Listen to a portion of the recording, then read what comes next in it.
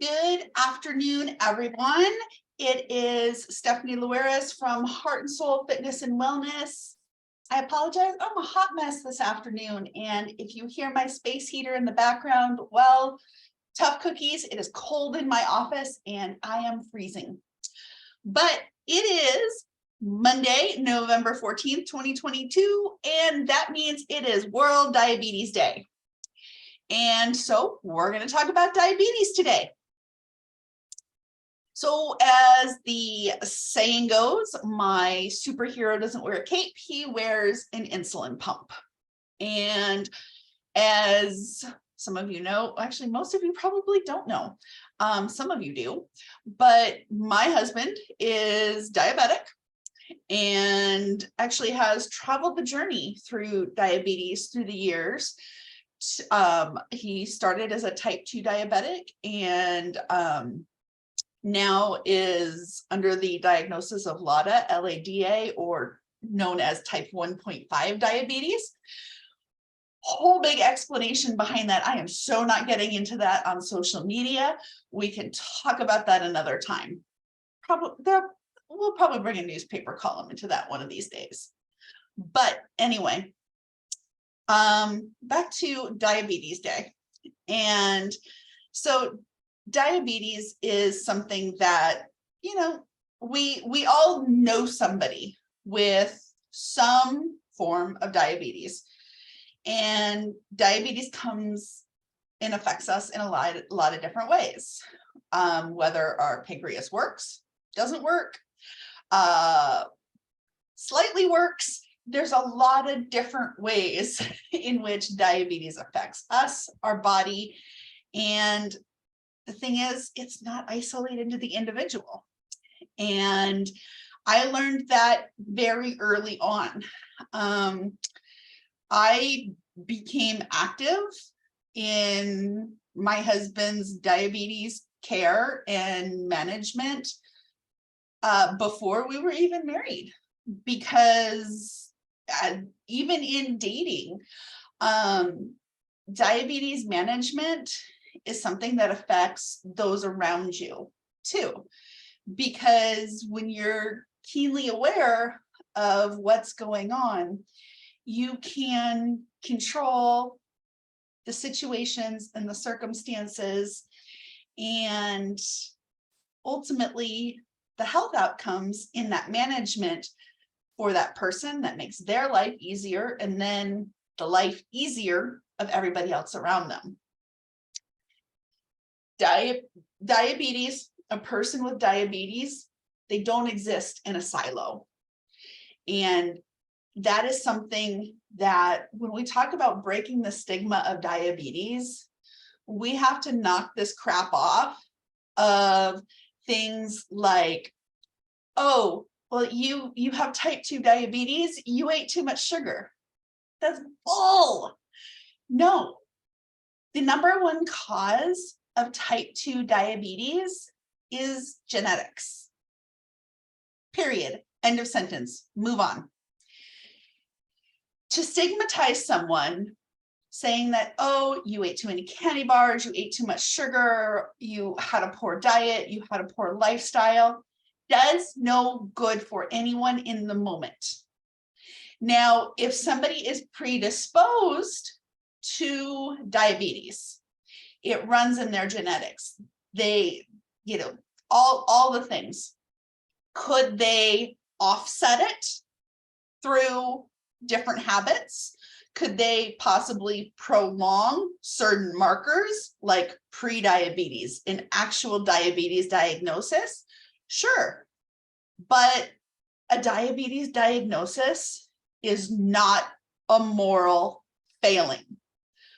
I'm going to say this again because I see so many people who shame people with type 2 diabetes and who live in this place of guilt and shame with type 2 diabetes.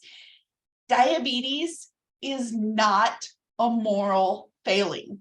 You have done nothing wrong. You are still amazing. You still have every capability of thriving in this life.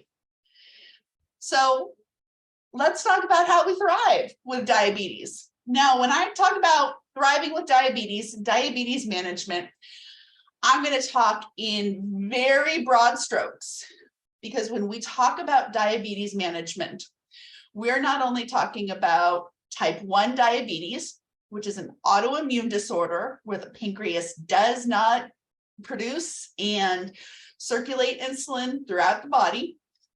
Type 2 diabetes, which we come to understand, what used to be called, the adult onset, is not adult onset. So type 1 diabetes, type 2 diabetes, LADA, LADA, or prediabetes. This is the broad strokes when I talk about diabetes management. And the first thing that I want to kind of debunk a myth that, okay, somebody has diabetes, they have to eat a low carb diet. No. Do they need to be aware of carbohydrates? Absolutely, because carbohydrates have an effect on the blood glucose levels in their body, which for whatever area we're looking at, that insulin production is non-existent, lagging, whatever it might be, somewhere in between, and either is managed in some fashion, whether it is through nutrition, whether it is through movement, whether it is through medications, whether it is through use of actual insulin.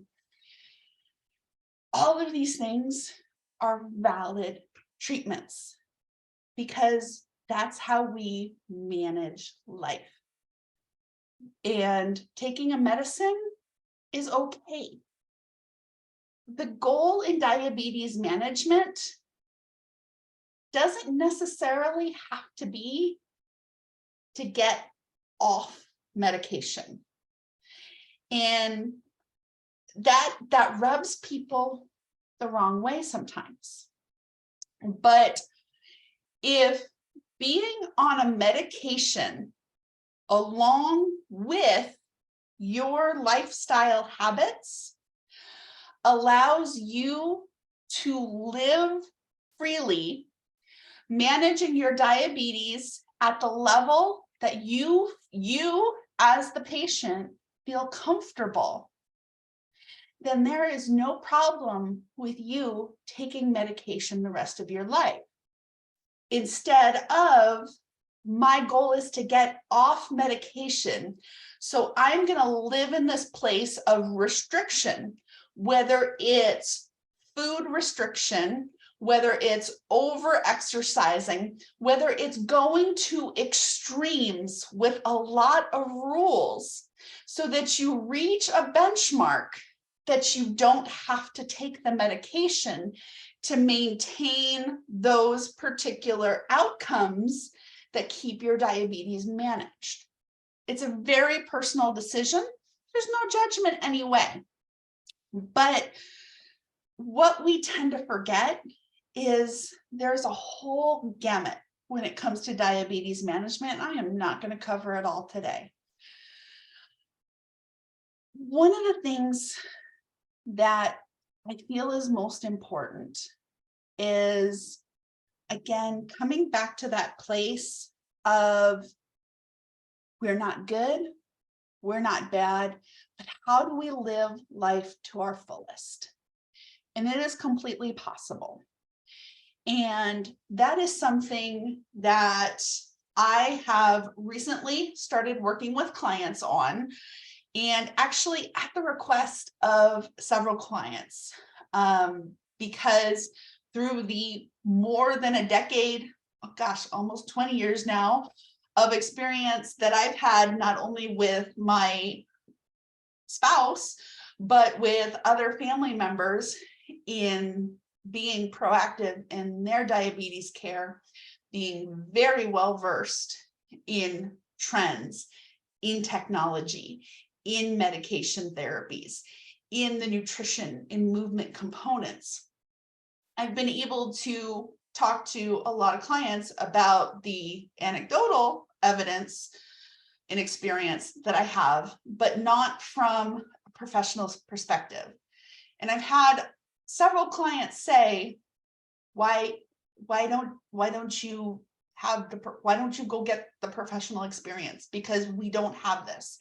And it's true. We don't have this in our community. We had a certified diabetes educator in our community who unfortunately left a few years ago, and I still know her. She's wonderful. She is still doing amazing things in the field of diabetes and diabetes education. So I made a very, very big decision.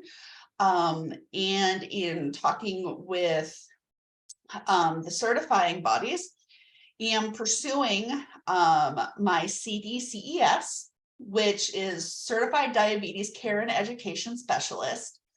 That is what a certified diabetes educator is now called, what that designation is now called. So, more letters behind people's names. But because I don't have a degree in one of the appropriate medical fields, and I have zero intent to go back to college, I'm able to obtain this certification through non-traditional means, which means I need to take a lot of continuing education classes to show my educational proficiency, as well as I need over 1,000 hours of client care. And so that client care does happen under clinical supervision. I am working with an amazing physician that is reviewing all of my case notes, and we meet together to make sure that I am giving the appropriate advice to clients so that the people in our community and those that I work with virtually are getting the diabetes care that they need. That said, diabetes management. When someone is diagnosed with diabetes, you sit in that doctor's office, and it is now this huge weight that is put on your shoulders, whether it is the risk of prediabetes, whether it is prediabetes, whether it is the actual diagnosis of diabetes. Hey, guess what? This is what you've now been diagnosed with. Now, and this is no knock to any doctor, but unfortunately, our physicians have very little time with us. They don't have the time to educate us on what's going on in our body, how to cope with this emotionally, and talk about the different ways that we as the patient, who this is our body that we possess, can manage this to live the life that we want to live.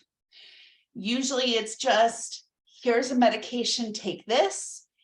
For some, it might be, here's insulin, this is how you take it. And it's usually not even the appropriate way to take insulin, which scares me to death. And sometimes it's even just go lose weight, which, by the way, is not a treatment. It's the nutrition therapy that we look at.